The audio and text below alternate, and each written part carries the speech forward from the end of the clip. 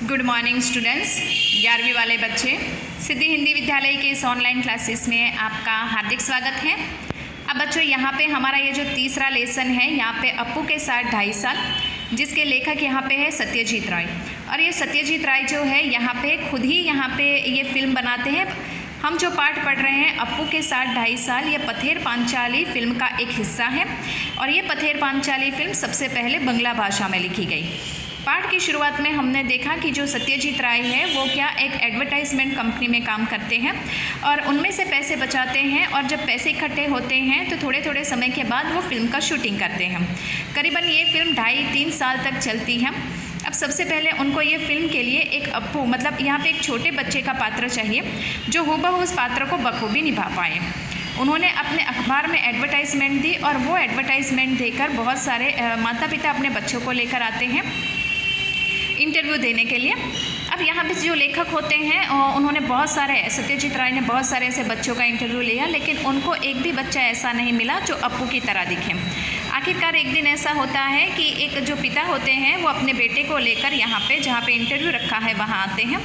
बच्चे की गर्दन के ऊपर पाउडर देखकर यहाँ पे सत्यजीत राय ने यह प्रश्न पूछ लिया कि अभी अभी बाल कटवाए हैं, तो वो जवाब देते हैं कि हाँ, मतलब आपकी इस फिल्म में मेरी बेटी को यहाँ पे एक रोल मिल जाए लड़के का, इसके लिए मतलब ये लड़की है तो उसके बाल कटवा कर उसको लड़का बनाकर लेकर आते हैं। अब यहाँ पे उनकी जो पत्नी है सत्यजीत राय की पत्नी, तो उन्होंने लेखक की थोड़ा सा काम सरल कर दिया। कौन सा कि उन्होंने यहाँ पे अपने बाजू में रहने वाले ही एक बच्चे को सुधीर बैनर्जी को ही अप्पू के रोल में यहाँ पे ले लिया। तो यहाँ पे अप्पू का जो छोटे बच्चे का पात्र है उसके लिए जो खोज थी वो यहाँ पे ख़त्म हुई। अप्पू की बहन दुर्गा, उसका भी पात्र ढूंढ लिया गया। उसमें करीबन 80 साल की एक बूढ़ी जो बुढ़िया होती है उसका भी पात्र लिया गया। तो यहाँ पे 2.5 साल 3 साल तक चलने वाली ये फिल्म में थोड़े बहुत बदलाव आते रहे, लेकिन फिर भी यहाँ पे वो चली। अब यहाँ तक करीबन बच्चों हमने देखा था। अब यहाँ से थोड़ा और आगे पढ़ते हैं। शूटिंग की शुरुआत में ही एक गड़बड़ हो गई। अप्पू और दुर्गा को लेकर हम कलकत्ता से 70 मील पर पालशीट नाम के एक गांव में गए। वहां रेल लाइन के पास कांस फूलों से भरा एक मैदान था। अप्पू और दुर्गा पहली बार रेलगाड़ी देखते हैं। इस सीन की शूटिंग हमें करनी थी।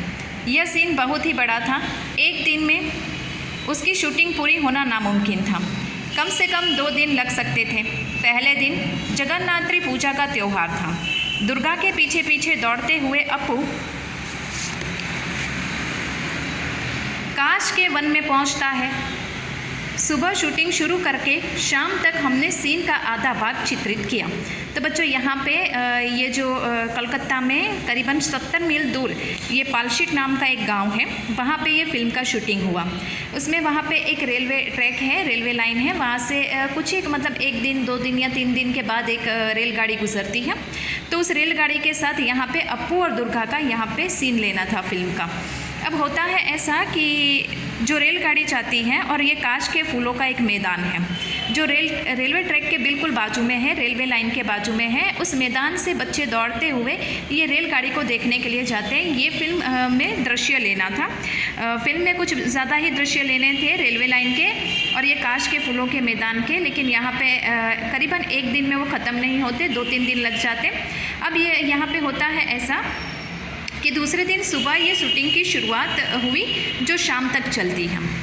अब थोड़ा और आगे बढ़ते हैं। निर्देशक, छायाकार, छोटे अभिनेता, अभिनेत्री, हम सब इस क्षेत्र में नवागत होने के कारण थोड़े बोराए हुए ही थे। बोराए यानी कि थोड़ी जानकारी कम होना या पागल जैसा होना। बाकी का सीन बाद में चित्रित करने का निर्णय लेकर हम घर पहुँचे। 7 दिन बाद शूटिंग के लिए उस जगह गए तो वह जगह हम पहचान ही नहीं पाए। लगा ये कहाँ आ गए हैं हम, कहाँ गए वे सारे काश फूल। बीच में 7 दिनों में जानवरों ने वे सारे काश फूल खा डाले थे। अब अगर हम उस जगह काफ़ी आधे सीन की शूटिंग करते तो पहले आधे सीन के साथ उसका मेल कैसे बैठता, उससे इनकी क्यों नदारद हो जाती। इसका मतलब ये है बच्चों यहाँ पे कि जैसे कि जो मैदान काश के फूलों का था, तो हम लोग जानते हैं कि कुछ एक मैदान में जो फूल होते हैं वो कुछ एक मौसम में ही आते हैं। अब यहाँ पे कोलकाता से 70 मील दूर ये जो पालशीट नाम का गांव है, वहाँ पे ये रेलवे लाइन है, उसके बाजू में ये काश के फूलों का मैदान है जो ठंड के मौसम में ही फूल आते हैं। अब हुआ ऐसा, दूसरे दिन सुबह जो है वो शूटिंग सुबह से लेकर शाम तक चली।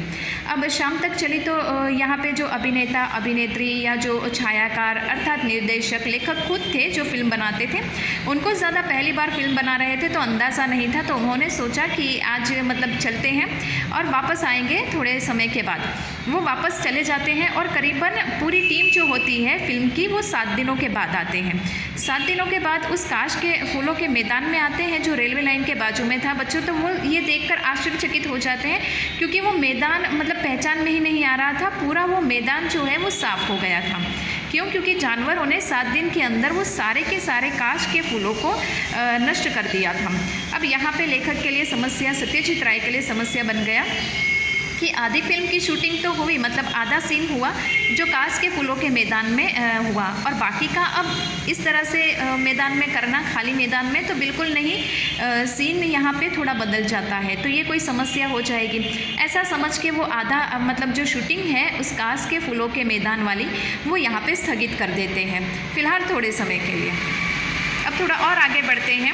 उस सीन के बाकी अंश की शूटिंग हमने उसके अगले साल शरद ऋतु में जब फिर से वह मैदान काश फूलों से भर गया तब की। उस समय रेलगाड़ी के भी शॉट लिए, लेकिन रेलगाड़ी के इतने शॉट थे कि इस एक रेलगाड़ी से काम नहीं चला। एक के बाद एक 3 रेलगाड़ियों को हमने शूटिंग के लिए इस्तेमाल किया। सुबह से लेकर दोपहर तक कितनी रेलगाड़ियाँ उस लाइन पर से जाती है, पर पहले के टाइम टेबल देखकर जान लिया था। हर एक ट्रेन एक ही दिशा में आने वाली थी। जिस ट्रेन में से वे रेलगाड़ी आने वाली थी जिस स्टेशन से वे रेलगाड़ी आने वाली थी उस स्टेशन पर हमारी टीम के अनिल बाबू थे।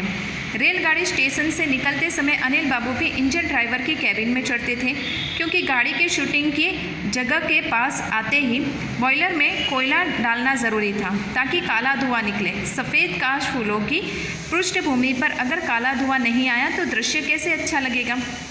अब बच्चों सीन क्या था कि जो उन्होंने वो काश के फूलों का मैदान नहीं था जो पहले उन्होंने सीन किया, 7 दिन बाद आते हैं और पूरा मैदान नष्ट हो जाता है। अब वापस वो शरद ऋतु में मतलब 1 साल तक उनको इंतज़ार करना पड़ा। 1 साल तक इंतज़ार करने के बाद वो वापस शरद ऋतु में वही सीन दोहराने के लिए आते हैं काश के फूलों के मैदान में। अब 1 साल के बाद वो वापस वो काश के फूलों के मैदान में आते हैं तो काश के फूल यहाँ पे लगे हुए थे।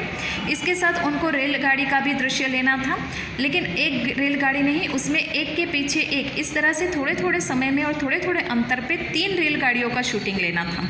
तो यहाँ पे वो एक ही दिन आती थी। तो इस तरह से यहाँ पे क्या होता था कि दूसरे दिन सुबह जो है वो जिस स्टेशन से रेलगाड़ी निकलने वाली होती है उस स्टेशन पे लेखक के ये जो एक मित्र है जो इस फिल्म में काम करते हैं जिनका नाम अनिल बाबू है, वो वहाँ पे पहुँच जाते हैं सबसे पहले, और ट्रेन स्टार्ट होते ही वो जो इंजन ड्राइवर होता है उसके कैबिन में वो बैठ कर आते हैं। क्यों? क्योंकि जब काश के फूलों के मैदान के पास वो रेलगाड़ी आती है तो जब वो ट्रेन आती है तो ट्रेन में कोयला डालना, उस समय इंजन में कोयला डालना बहुत ज़रूरी था। इंजन में कोयला डालते तभी वो काला धुआं बहुत सारा निकलता, और ये काला धुआं निकल कर ये काश के फूलों के मैदान पे जैसे छा जाता, वही इस फिल्म में दृश्य लेना था। तो बच्चों आज की इस वीडियो में हम यहाँ तक रुकते हैं, फिर आने वाले वीडियो में थोड़ी सी इसके आगे वाले पार्ट की थोड़ा थोड़ा हिस्सा पढ़ेंगे और थोड़ा थोड़ा समझेंगे, क्योंकि एक कहानी जैसा है, ये एक फिल्म जैसा है। ठीक है, तो यहाँ पे रुकते हैं, तब तक के लिए थैंक यू।